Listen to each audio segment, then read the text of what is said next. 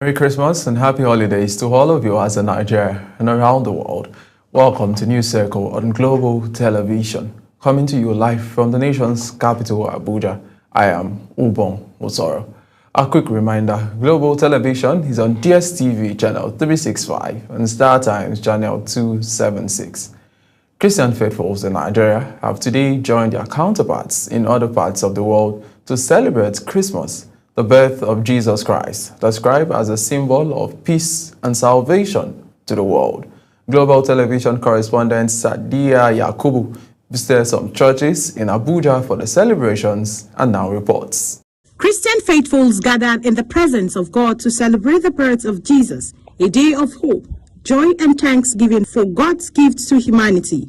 It was a message of love, sacrifice and forgiveness at both the Holy Trinity Catholic Church Maitama and Ekwa Church Central Area, Abuja. Well, today is Christmas, and Christmas is the celebration of the taking of flesh of God, God coming down to earth to save mankind. On this special day, people come together with their families and friends, exchange gifts and pray for peace and prosperity, as well as sing carols.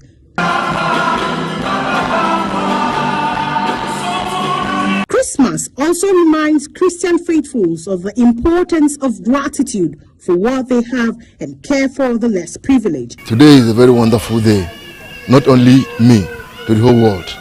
We are celebrating because this day, centuries ago, over 20 centuries ago, we are privileged to have God so love us mightily, to have given us his one and only begotten Son. Christmas was prophesied a long time ago through Prophet Isaiah that salvation will come into the world through Christ. The sermon is wonderful. It reminded us about the birth of our Lord and Savior, Jesus Christ. As the Christmas Day celebration continues, the prayer remains for peace to reign in the hearts and homes of the celebrant.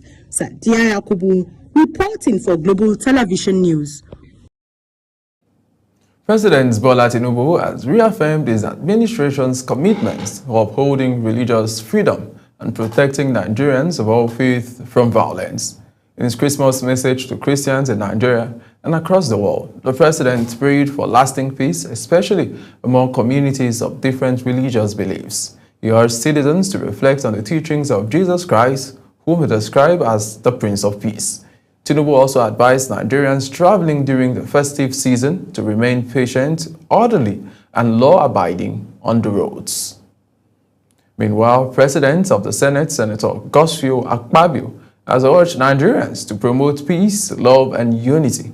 In his Christmas message, Senator Akpabio emphasized the importance of spreading love, kindness, and generosity at Yuletide.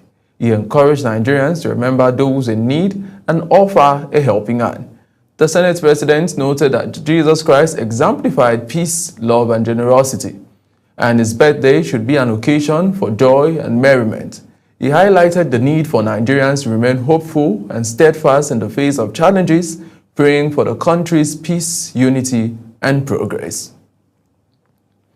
The Deputy Speaker of the House of Representatives, Benjamin Kalu, has congratulated Christians and Nigerians on the celebration of Christmas, urging citizens to embrace love, unity, and compassion.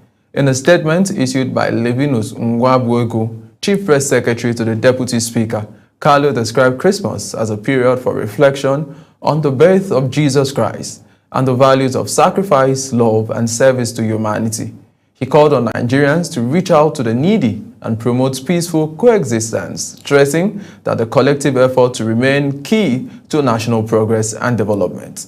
The Deputy Speaker also urged citizens to pray for peace and unity in the country, expressing optimism about Nigeria's future while wishing Nigerians a Merry Christmas and a prosperous New Year.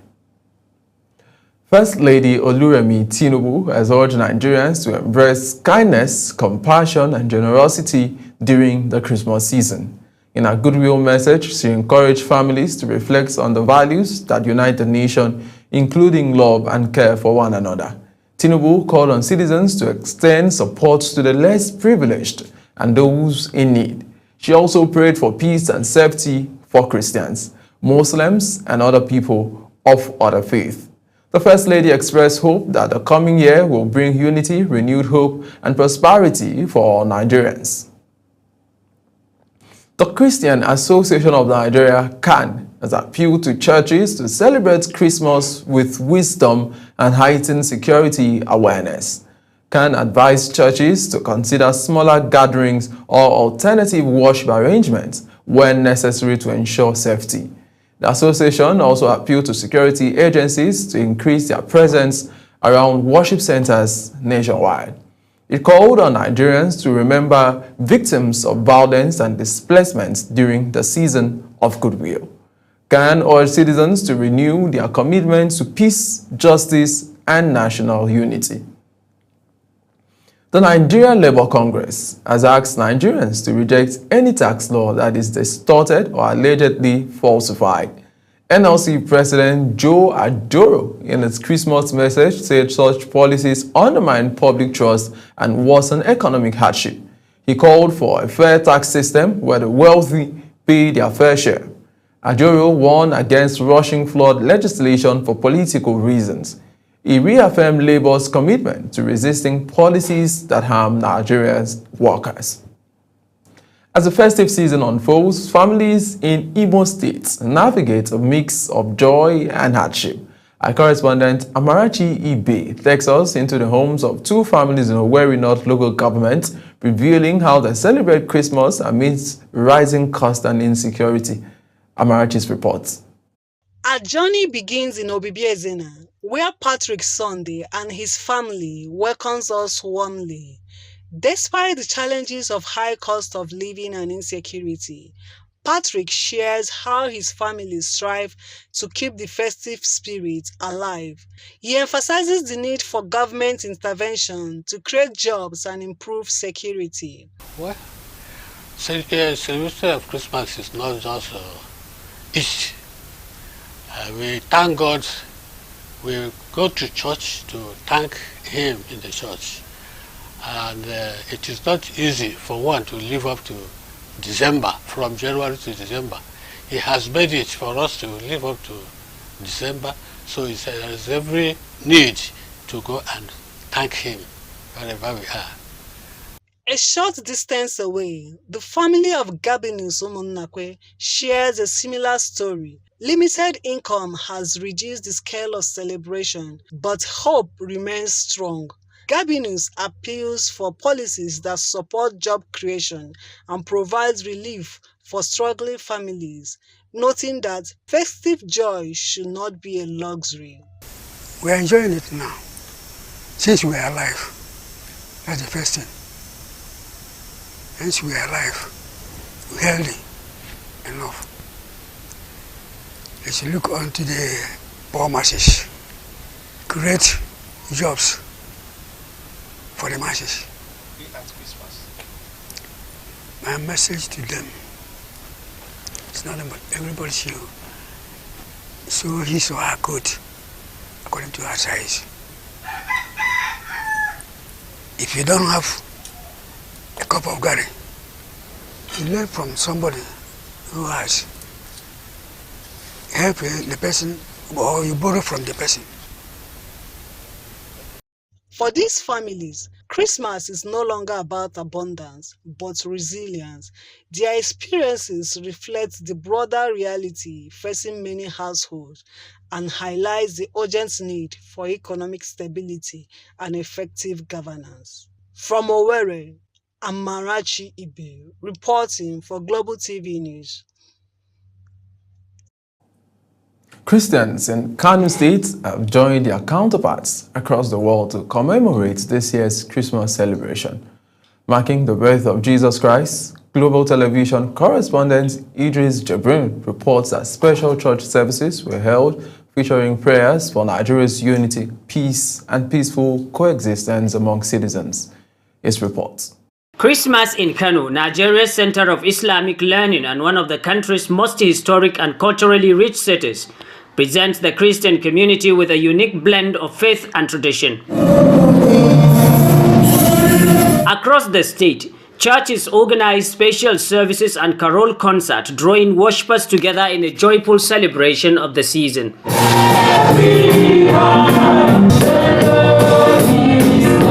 Christmas is an annual festival commemorating the birth of Jesus Christ. observed on December 25th by billions of people around the world as a religious and cultural celebration. Beyond the decoration and festivities, the season carries a message that transcends cultures and beliefs. The message this day, Christmas, is the message about the birth of Jesus Christ, the coming of the Messiah. This day is the day that have been chosen for all Christians to celebrate His coming. So we are excited, we are happy all over the world. And the birthday of Jesus Christ is one of the highly celebrated birthday in the world. We should respect our neighbors. We should treat them like human beings. Because we are created by God. We did not create ourselves. In fact, let me tell you, you did not choose your family. You did not choose where to be born. You did not choose your state. You did not choose your tribe. You just wake up and discover you are either Hausa or Fulani or Igbo or any other tribe. This is my message for our people in Nigeria and all over the world this Christmas. And I pray that God will grant us that peace. Yes. For many Christians in Kano, Christmas represents the story of divine hope entering the world through the birth of Jesus Christ. For others, it serves as a reminder of generosity, family values, and communal living. According to the book of Isaiah chapter 9 from verse 6 and 7, the Bible said that another name for Jesus is the Prince of Peace. So my prayer is that God will grant us peace in northern Nigeria, peace in Nigeria, because if there is no peace, there can be prosperity. And we need prosperity as individuals, as a people, to prosper. Because if the roads are not clear, you can't come here to interview me. Amidst ongoing security challenges facing Nigeria, the central message from the Christian community in Kano this Christmas is a call for peace as a foundation for sustainable national development. My prayer is that God will bring back the peace and security, especially in the northern part of this country. That the Lord will touch the heart of these insurgents, because I may not believe that the war can be completely won through military might alone, but there should be a kind of God should touch their hearts, to change their minds.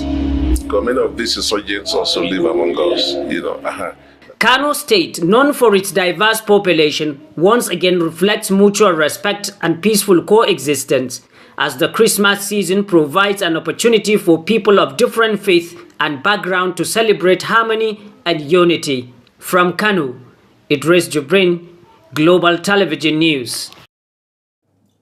President Bola Tinubu has inaugurated a committee on strategy, conflict resolution and mobilization within the All Progressive Congress ahead of the 2027 general elections. The committee is chaired by Yobe State Governor Maya Malabuni and includes serving governors, ministers and party leaders.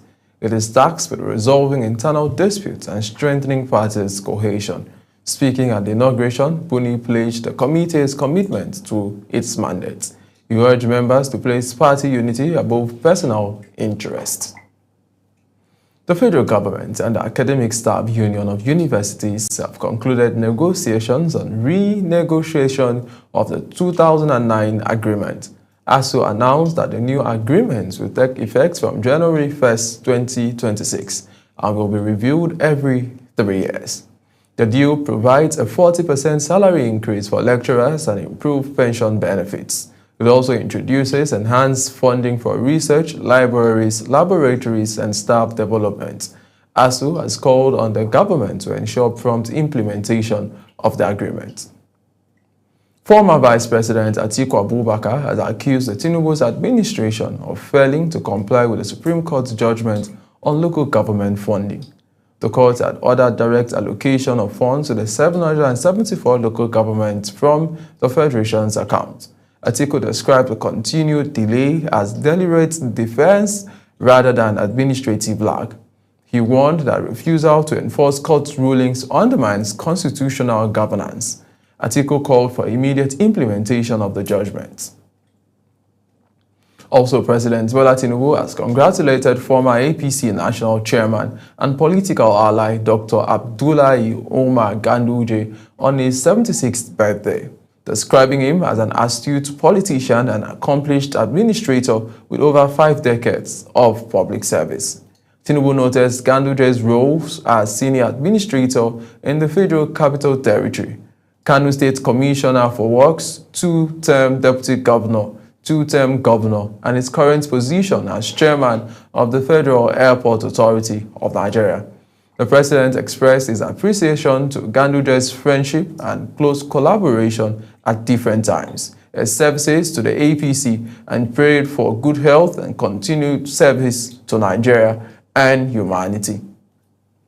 You're watching the live broadcast of News Circle, where News Circle returns. Sudan receives Italian aid amidst devastating conflicts. Details coming shortly, plus business and sports stories on the other side of this break. Please do stay with us.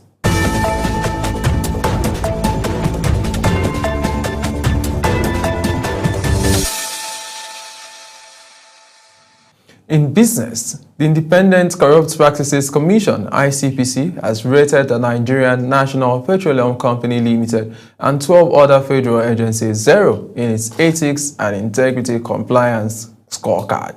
The assessment covered 357 ministries, departments, and agencies. It evaluated financial management, administrative systems, and anti-corruption structures. The ICPC said the scorecard is designed to strengthen accountability in public service. The commission urged MDAs to improve compliance going forward. Gold prices have climbed above $4,500 per ounce for the first time in history. The surge is driven by global geopolitical tensions and expectation of future U.S. interest rate cuts. Silver and platinum also recorded significant gains. Analysts say investors are turning to safe havens assets.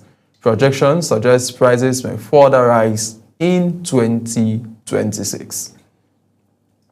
Let's go to the foreign scene now. Residents of Somalia's capital, Mogadishu, have voted in municipal elections in a move forward towards restoring universal suffrage. The vote marks a significant step towards the country's first direct national elections in more than 5 decades. Heavy security was deployed across the country.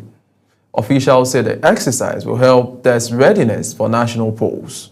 Some regions, however, did not participate in the voting. A helicopter has crashed on Mount Kilimanjaro in Tanzania, killing 5 people. Authorities say the aircraft went down near Barafu Camp. Local media report the helicopter was on a medical rescue mission. Rescue and recovery operations have been completed. Investigation into the cause of the crash are underway. The Sudanese authorities have taken delivery of aid provided by Italian government amidst a conflict that has long ravaged the country.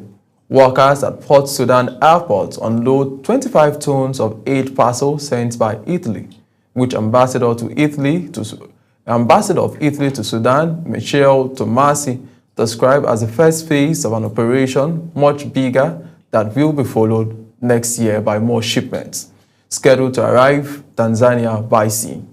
Zara reports. The aid operation itself, organized by the Italian Agency for Development Cooperation, continues as planned. The Foreign Ministry announced late on 23 December that Foreign Minister Antonio Tajani will not attend the scheduled loading of a humanitarian flight to Sudan on 24 December. Ambassador Michele Tomasi stated that the goal is to distribute essential items to the team refugees who have been adversely impacted by the conflict in Sudan. This is the first phase of an operation which is much bigger and that will be followed next year by more shipments by sea, with the idea to support and bring assistance to the approximately 20,000 IDPs in the camps in and around Sudan. While largely symbolic, ministerial attendance will have highlighted Italy's logistical role in delivering emergency supplies amid Sudan's civil conflict. Airport authorities, however, confirmed that standard cargo security protocols remain in place and that passenger operations are unaffected. Zahra Nasr reporting for Global TV News. In sports, Super Eagles coach Eric Chile has assured Nigerians that the team will continue to improve at the African Cup of Nations. His comments followed Nigeria's 2-1 victory over Tanzania in their opening match. Chile praised the team's strong first-half performance but also noted a drop in intensity later in the game. He said the coaching crew is working to address weaknesses Nigeria will face its next opponent in the coming days. Manchester United winger Amad Diallo scored the decisive goal as defending champion Ivory Coast began their African Cup of Nations title defense with a 1-0 victory over Mozambique in a Group A match in Marrakesh.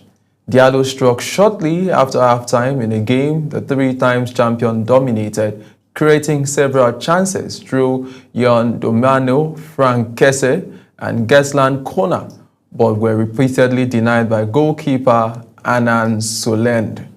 The win keeps Ivory Coast on course for a successful defense as they prepare to face Cameroon and Gabon in their remaining group matches.